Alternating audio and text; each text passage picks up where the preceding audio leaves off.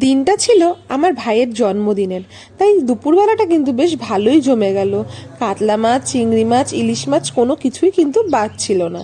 তারপর বিকেলবেলা তো এত বৃষ্টি বাইরে, তারপরেও যে এত সুন্দর করে কাকা ঘরে বসে বিরিয়ানি বানিয়ে দিল, সেটা দেখে তো খুব খুশি হলাম আমরা।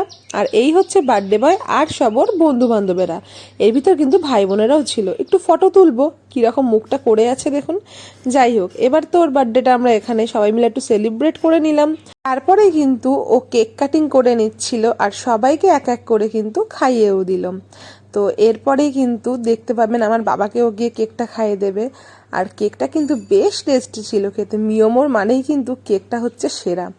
যাই হোক, আমি কেকটা কেটে দিলাম, ও গিয়ে ফার্স্টেই আমার বাবাকে একটু খাইয়ে দিল।